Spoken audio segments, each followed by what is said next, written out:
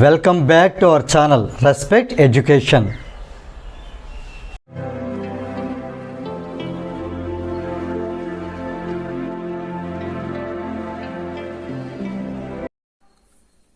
ఈ వీడియోలో మనం ఎక్సర్సైజ్ 8Bలో క్వశ్చన్ నెంబర్ 27 ఎలా సాల్వ్ చేయాలో నేర్చుకోబోతున్నాం. A battery of EMF 16 volts. EMF అంటే ఇది epsilon 16 volts and internal resistance small r is connected అంటే ఒక బ్యాటరీ 16 volts EMF దాంట్లో ఇంటర్నల్ రెసిస్టెన్స్ 2 ohm ఈ రెండు ఉన్నటువంటి ఒక బ్యాటరీ దేనికి కనెక్ట్ చేసాం 2 resistors 3 ohm and 6 ohm they are connected in parallel. Already 3 ohm resistor 6 ohm resistor already parallel లో ఉన్నాయి. ఆ కాంబినేషన్ కి ఈ బ్యాటరీ మనం కనెక్ట్ చేసాం. ఇందులో 4 బిట్స్ ఇవ్వడం జరిగింది. 4 బిట్స్ మనం ఇప్పుడు సాల్వ్ చేయాలి. సో ఇక్కడ మనం ఒక చిన్న డయాగ్రామ్ మనం డ్రా చేస్తాం. యాక్చువల్ డయాగ్రామ్ అడగలేదు, కానీ డయాగ్రామ్ ఉంటే మనకు కొంచెం ప్రాబ్లం ఈజీ అవుతుంది. ముందు 2 రెసిస్టర్స్ తీసుకుని రెండు ముందు ప్యారలల్ కనెక్ట్ చేద్దాం. ఇక్కడ డయాగ్రామ్ డ్రా చేస్తాను. ఓకే, ఇచ్చిన డేటా అంతా చూడండి, ఎంటర్ చేశాను. ఇక్కడ 16 volts ఈఎంఎఫ్ దగ్గర పెట్టాం. Internal resistance of the battery card battery దగ్గర రాసాను ఇది. తర్వాత 3 ohm 6 ohm రెండు కూడా ప్యారలల్ గా కనెక్ట్ అయి ఉన్నాయి. ఇప్పుడు మనకి క్వశ్చన్ ఏంటి అంటే first bit the current through the battery, battery ద్వారా వెళ్ళేటటువంటి కరెంట్ ఎంత అని అడగడం జరిగింది. యాక్చువల్ మనకి ఎప్సిలాన్ స్మాల్ ఆర్ ఈ రెండు మనం ఫైండ్ అవుట్ చేస్తే క్యాపిటల్ ఆర్ వస్తుంది. క్యాపిటల్ ఆర్ ఐ ఇవన్నీ ఉండే ఫార్ములా ఏంటి మనకి, ఇవన్నీ ఉండేది epsilon equal to I into R plus R. Actual మన formula epsilon equal to I into R plus R. ఇందులో మనం చూడండి ఇవన్నీ కూడా కవర్ అవుతున్నాయి. ఎప్సిలాన్ ఉంది, ఐ మనం ఫైండ్ అవుట్ చేయాలి. ఇంకా ఈ రెండు ప్యారలల్ కనెక్షన్ చేస్తే ఒక ఈక్వలెంట్ రెసిస్టెన్స్ ఒకటి వస్తుంది, అది ఆర్గా తీసుకోవాలి. అండ్ ఇది ఇంటర్నల్ రెసిస్టెన్స్. ఇప్పుడు మన టార్గెట్ ఏంటి అంటే ఈ ఆర్ని ఫైండ్ అవుట్ చేయాలి. ఈ ఆర్ని ఎలా ఫైండ్ అవుట్ చేస్తామంటే ఇక్కడ ఫైండింగ్ ఆర్ అని రాస్తున్నాను నేను. ఆర్ని ఎలా ఫైండ్ అవుట్ చేయబోతున్నాను నేను అంటే ఈ రెండింటి యొక్క ఈక్వలెంట్ రెసిస్టెన్స్.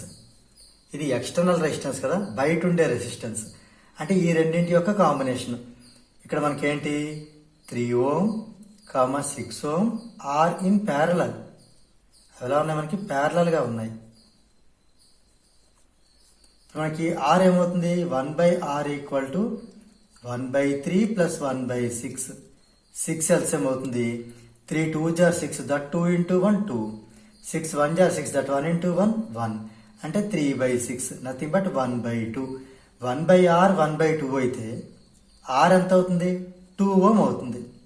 అంతే కదా, రెసిప్రోకల్ చేస్తే. దీన్నే మనం ఆర్ ఎక్స్టర్నల్ అని కూడా అనుకోవచ్చు. తర్వాత ఎప్పుడైనా మనకి మిగతా బిట్లో ఫర్దర్గా యూజ్ అయితే యూజ్ చేసుకోవచ్చు దీన్ని. అంటే ఎక్స్టర్నల్ రెసిస్టెన్స్ ఇది 2 ohm, ఈ బయట ఉండేటటువంటి రెసిస్టెన్స్.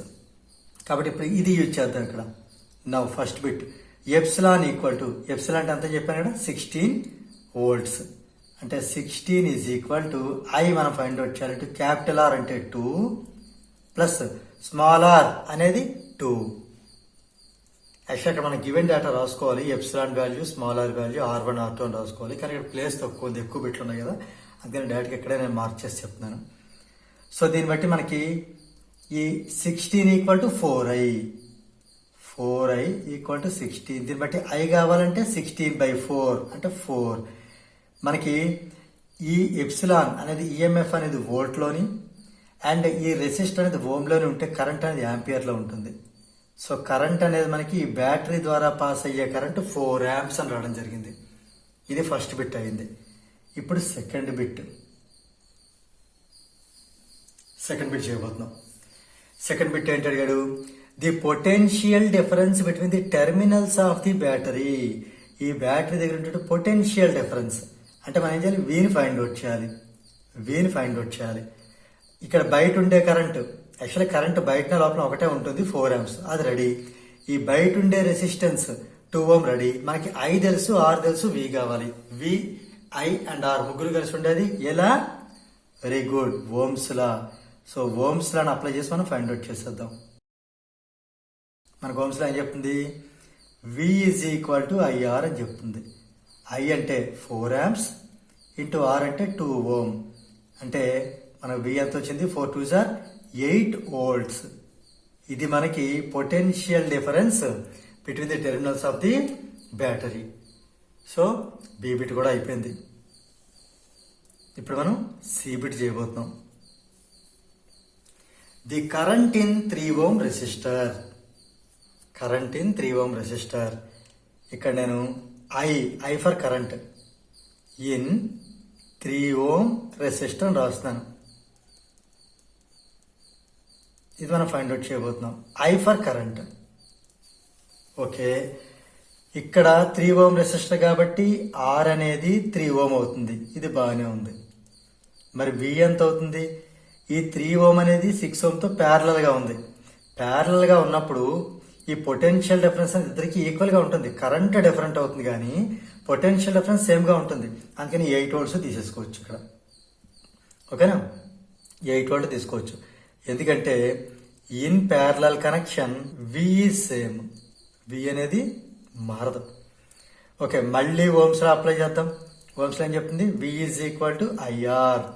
దీన్ని బట్టి V అంటే మనం 8 రాయొచ్చు. I మనం ఫైండ్ అవుట్ చేయాలి. R అంటే 3 ohm. Okay right. దీన్ని బట్టి I కావాలంటే I ఈక్వల్ టు 8/3. రైట్, అంటే I ఈక్వల్ టు 8/3 అంటే 3 2s are 6, ఇంకా 2 ఉంటుంది, పాయింట్ పెడితే 20, 6 6 సో అని వస్తూ ఉంటుంది. ఇక్కడ మనం ఏం చేద్దామంటే ఇంకొక 6 రాసి ఓకే ఇక్కడతో మనం ఈ డెసిమల్ ని 2 points తర్వాత మనం దీన్ని స్టాప్ చేద్దాం. స్టాప్ చేస్తాం. మనకి I ఎంత అవుతుంది చెప్పండి. ఇప్పుడు I ఈక్వల్ టు 2 point ఈ 6 వరకు రాసేయచ్చు.